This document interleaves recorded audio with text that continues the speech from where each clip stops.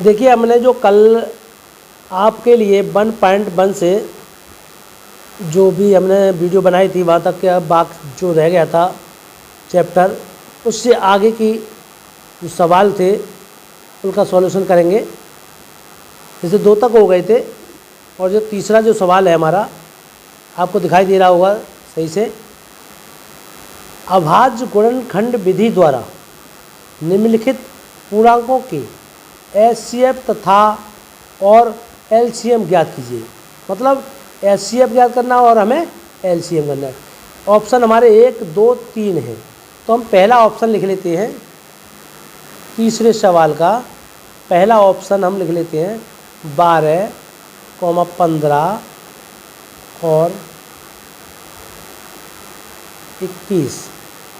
ये हमने ऑप्शन लिख लिए हैं। तो हम इनके फैक्टर कर लेते हैं। सीधी सी बात है, 12 के फैक्टर करेंगे पहले और 15 के भी करेंगे हम, सीधी सी बात है। और हम 21 के भी फैक्टर करेंगे। पहले HCF निकालेंगे, उसके बाद हम फिर LCM निकालेंगे। तो देखो सबसे पहले 2 से ही काट लेते हैं हम। 2 छिक्का 12, 2 तियाँ 6 और 3 एकम 3, ये हो गया। यहाँ से हम करेंगे 3 पंजे 15 और 5 एकम 5, ये भी हो गया। 3 सत्ते 21, 7 एकम 7, तीनों संख्याओं के फैक्टर हो चुके हैं। अब हमें सबसे पहले HCF निकालना है। तो ऐसे करना चाहो तो ऐसे कर लो, जैसे कि इसमें ये मिल रहा है, ये मिल रहा है और ये मिल रहा है तीनों में। और देखो 1 मिल रहा है, 1 मिल रहा है और 1 मिल रहा है, तो 3 गुणा 1 HCF बराबर स्पष्ट दिखाई दे रहा है हमारा, हो गया 3। जी है निकालना। अब हमने जो छाँटे, सब छाँटने के बाद ये हो गया। अब हमें निकालना है LCM। तो जो हमें मिल गए थे पहले, जो मैच खा रहे थे, उन्हें भी लेते हैं उनमें से एक एक। तो ये मैच खा रहा है, ये मैच खा रहा है, ये मैच खा रहा है, तो इसमें से एक ले लेते हैं। एक इसमें ये भी मैच खा रहा है, तो एक इसका ले लेते हैं। अब ये मैच नहीं खा रहा था, इसे भी लेंगे। ये मैच नहीं खा रहा था, इसे भी ले लेते हैं। अब इसमें ये मैच नहीं खा रहा था, तो इसे भी ले लेते हैं। इसमें ये मैच नहीं खा रहा था, तो हम इसको भी ले लेते हैं। तो 3 एकम 3, 3 दूनी 6, 6 दूनी 12, 12 पंजे 60, 60 का हम 7 से फिर करेंगे, 7 छिंग 42, 420। देखिए 420 आजकल लोग बहुत होते हैं, तो ये फ्रॉड का नंबर आ गया 420। यही हमारा आंसर हो गया। क्या हो गया? LCM, ये हो गया हमारा।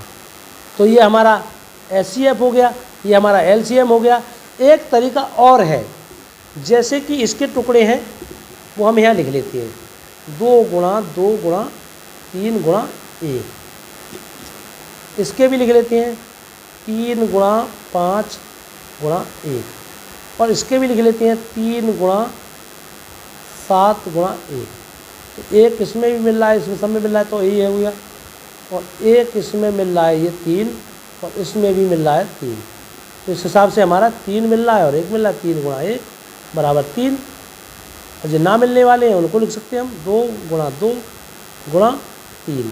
इसमें ये मिल चुका है, इसे लिख लेते हैं 5। इसमें ये मिल चुका है, इसे भी लिख लेते हैं 1 को। और इसमें ये मिल चुका है, इसे नहीं लिखेंगे, इसमें 7। 2 दूनी 4, 4 तिया 12, 12 पंजे 60 गुणा 7, 7 छिंग 42, 420। आप ऐसे करना चाहें तो ऐसे कर सकते हैं, और ऐसे करना चाहें तो ऐसे कर सकते हैं। ये हमारा सवाल जो थर्ड सवाल का पहला ऑप्शन है वो क्लियर हो चुका है। जैसे ऑप्शन हमारा दूसरा है, दूसरा वाला है 17, 23, 29। देखिए सभी अभाज्य संख्याएं हैं, इनका जो HCF होगा वो लगभग 1 होगा। सेकंड सवाल है हमारा 17, 23 और 29। ये भी अभाज्य है, ये भी अभाज्य है, ये भी अभाज्य है।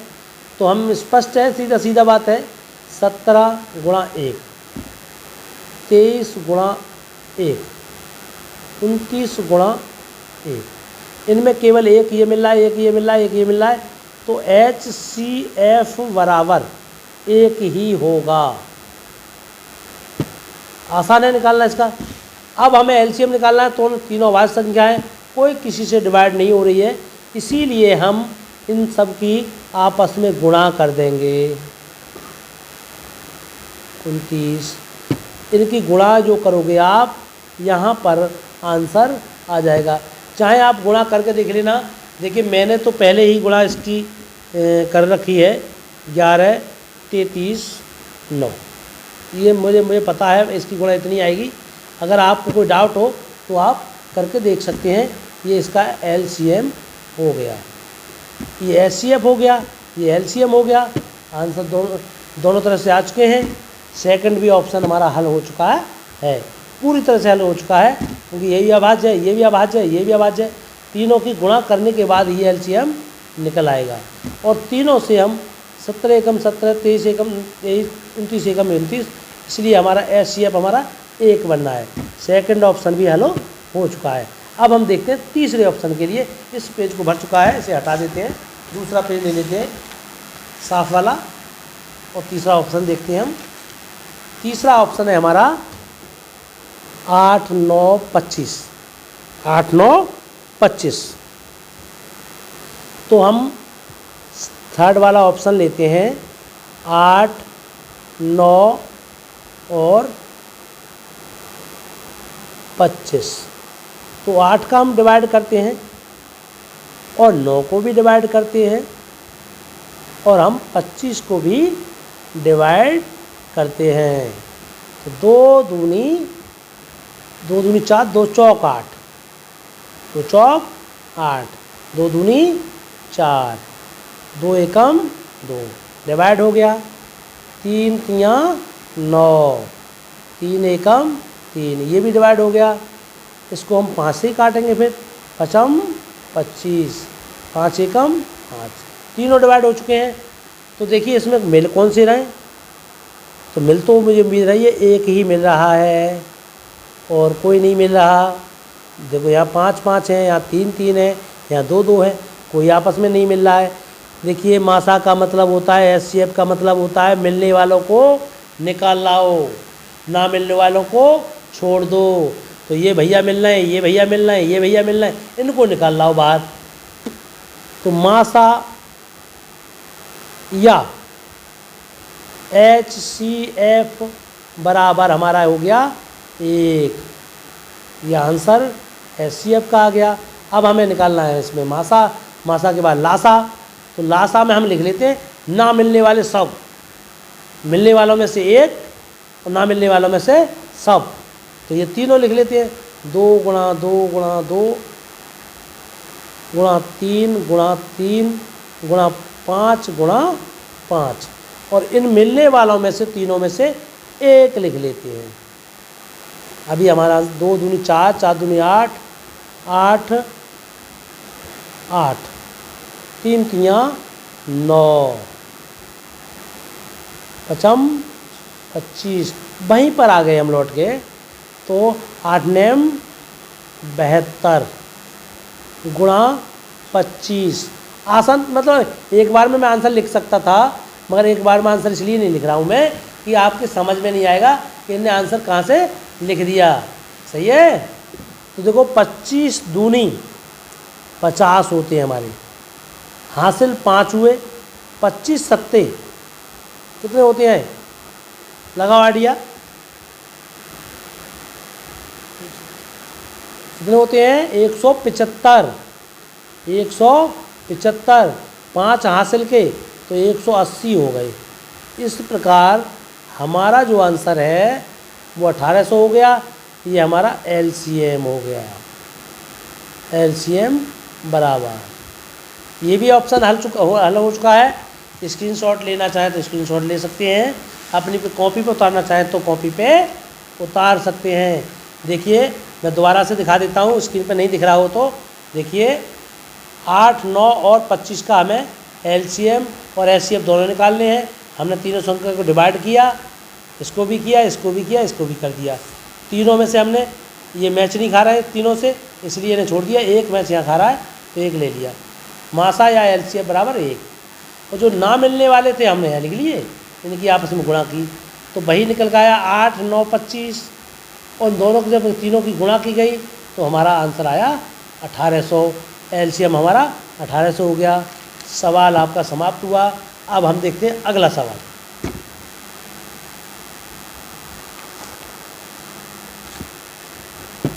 देखिए चौथा सवाल है हमारा, एचसीएफ 306,657 बराबर 9। मतलब हमारा ये दिया है एलसीएम 306,657 ज्ञात कीजिए। मतलब हमें एलसीएम निकालना है इसका। क्या निकालना है?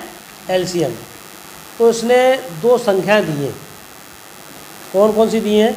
चौथा सवाल है HCF बराबर 306, दिखने में 657 बराबर 9 ये दिया है। अब वो कह रहा है एलसीएम बराबर 306,657 बराबर क्या होगा? तो ये होता है हमारा ए गुणा बी बराबर AB बराबर HCF गुणा LCM ये होता है। तो ए बी हमारी संख्या कौन सी है? ए ये रही हमारी और बी ये रही हमारी। सीधी सी बात है, सीधी बात है। तो हम ये करेंगे, क्या निकालना है हमें? LCM बराबर 306 गुणा 657 बटे 9। 3 तियां 9, 3 एकम 3, 3 दूनी 6, कट गया हमारा इस तरह से। अब हम इसको देखते हैं। 3 एकम 3, 3 तियां 9, 3 चौक 12। तो LCM बराबर 34 गुणा 657। इन दोनों की गुणा कर लेंगे हम, जायज़ सी बात है। देखिए आप करना चाहें तो कर सकते हैं, जो गुणा करके आंसर आएगा वही आएगा। तब तक आप चाहें तो देख सकते हैं। मेरे हिसाब से तो ये 22,338 आएगा। मुझे आंसर पता था इसलिए मैं लिख दिया है। वैसे अपनी गुणा करना चाहो तो कर सकते हो। अब देखते हैं हम अगला सवाल। स्क्रीनशॉट लेना चाहें तो ले सकते हैं आप। अगला सवाल देखते हैं हम। देखिए 5वां सवाल है हमारा, जांच कीजिए कि क्या किसी प्राकृतिक संख्या n के लिए संख्या 6n अंक 0 पर समाप्त हो सकती है।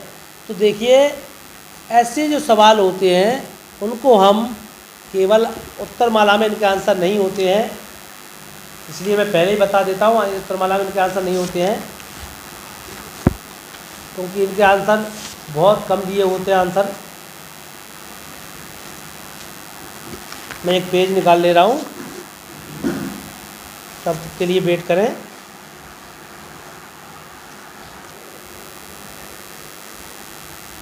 देखिए जो भी मैंने सवाल बताया था 5वां, जांच कीजिए कि क्या किसी प्राकृतिक संख्या n के लिए संख्या 6n अंक 0 पर समाप्त हो सकती है। तो इसका आंसर उत्तरमाला में नहीं होगा। ऐसी जो संख्या होती है मैं बता रहा हूँ, यदि कोई संख्या 0 पर समाप्त होना चाहती है तो उसका अभाज्य गुणनखंड में कम से कम एक बार 2 गुणा 5 आना चाहिए। 2 पंजे 10। तो 0 तभी तो आएगा, 0 पर समाप्त हो सकती है। मगर नहीं, वो कहना चाह रहा है 6n बराबर, तो 6 का हम अगर टुकड़े करते हैं 2 3 6, इसमें 0 नहीं आ रहा है। इसीलिए स्पष्ट है 6 का अभाज्य गुणनखंड करने पर ये 2 5 के रूप में का नहीं है, अर्थात ये कभी 0 पर समाप्त नहीं हो सकती किसी संख्या को n के लिए ये है। तो स्पष्ट है कि ये एक संख्या ऐसी है जो 0 पर कभी समाप्त नहीं हो सकती। यही आपका आंसर है। लिखना चाहें तो लिख सकते हैं, स्क्रीनशॉट लेना चाहें तो स्क्रीनशॉट ले सकते हैं। उत्तर माला में इसका उत्तर नहीं मिलेगा। अब देखते हैं हम अगला सवाल।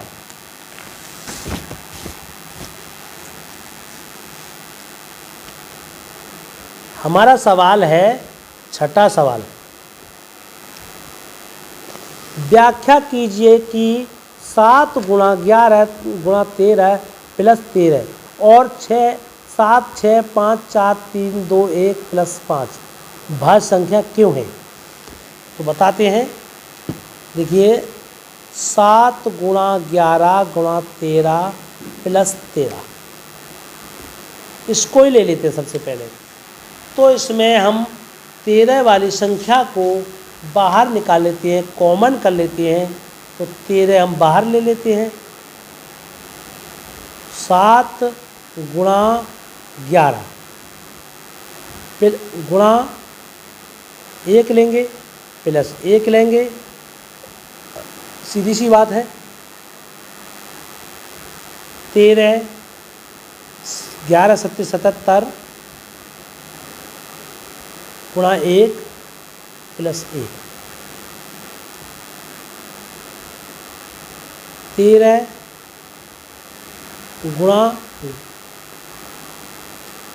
गुणा कर लो, कोई बात नहीं है। 77 प्लस 1 इसको लिख सकते हैं हम 13 गुणा 78 गुणा 1।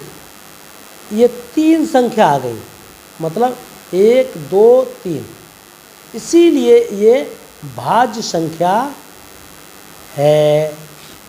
क्योंकि जिसमें 2 पॉइंट आए वो नहीं होती है, 3 पॉइंट आते हैं तो समझ लेना भाज्य संख्या है। जैसे कि 4 है तो 2 दूनी 4, 2 एकम 2, तो 1 2 गुणा 1 ये 3 आ गई। तो अगर कोई पूछता है प्रथम भाज्य संख्या कौन सी है, तो प्रथम भाज्य संख्या हमारी 4 है, क्योंकि इसमें 1 स्थान 2 स्थान 3 स्थान आ चुके हैं, इसलिए ये भाज्य संख्या है। स्क्रीनशॉट लेना चाहे तो ले सकते हो। समझ में आ गया होगा पूरी तरह से, मैं जानता हूँ। अब अगला संख्या लेते हैं। 7 गुणा 6 गुणा 5 गुणा 4 गुणा 3 गुणा 2 गुणा 1 प्लस 5। अब देखते हैं। 7 नहीं, हम 5 को बाहर ले लेते हैं। 7 गुणा 6 गुणा 1 गुणा 4 गुणा 3 गुणा 2 गुणा 1 प्लस 1, 5 बाहर रहते हैं।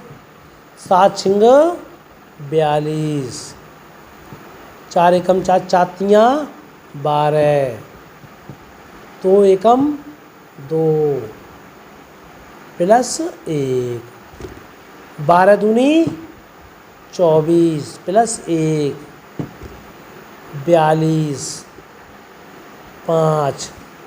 समझ में आ रहा होगा पूरी तरह से। 24 दूनी 48, 48 का 8। अब 24 चौका 96 होते हैं बेटा। 24 चौका कितने होते हैं? 96, और 96 और 4 हमारे पहले से तैयार है, यहाँ पर पहले हासिल वाले हैं। तो 96 और 4 कितने होते हैं? 100, 5। अब ये 108 ही है और ये आएगा तो कितने हो गए? 5 गुणा 1009 हो गई। गुणा एक और लिख सकते हैं हम, इस पर एक का कोई हम अपनी तरफ से मान लगा सकते हैं। तो यहाँ पर 1 संख्या, 2 संख्या और 3 संख्या, तो ये भी हमारी भाज्य संख्या है। ये आंसर हो गया। स्क्रीनशॉट लेना चाहें तो ले सकते हैं, उतारना चाहें तो उतार सकते हैं। लास्ट क्वेश्चन रह गया है, हम लास्ट प्रश्न के लिए जल्दी से जल्दी बताएंगे आपके लिए, क्योंकि ये पेज भर चुका है। हम दूसरा पेज लेना चाहेंगे। लास्ट क्वेश्चन रह गया है इस अभ्यास का, इसे हम बता दे रहे हैं आपके लिए। 7वां सवाल, किसी खेल के मैदान के चारों ओर एक वृत्ताकार पथ है।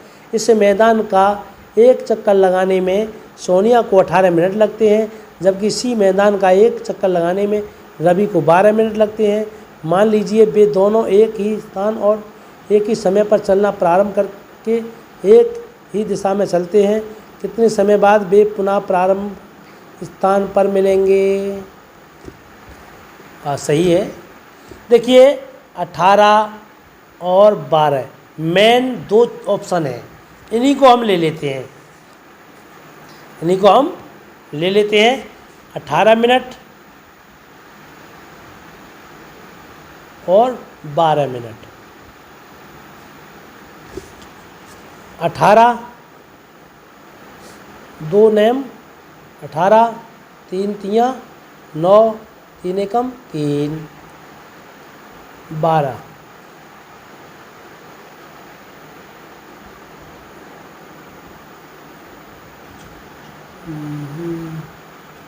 देखो 2 छक्का 12, 2 तियाँ 6, 3 एकम 3।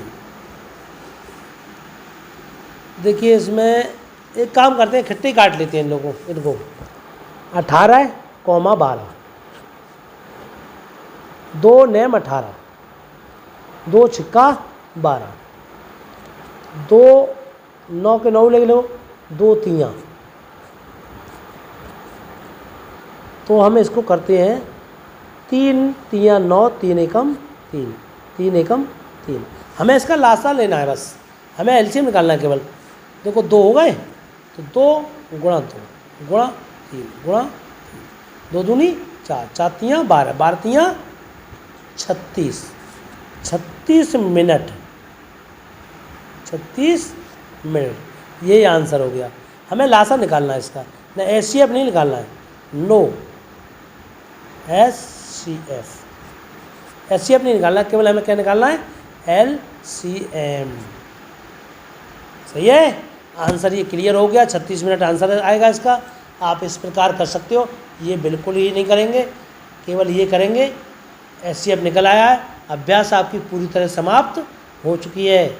अगर आपके कोई भी सवाल में मिस्टेक लगी या समझ में नहीं आया हो तो कमेंट बॉक्स में बताइए, और नहीं तो हमारी वीडियो को लाइक करें, शेयर करें, अपने दोस्तों तक पहुंचाएं और ज़्यादा से ज़्यादा वीडियो को शेयर करें।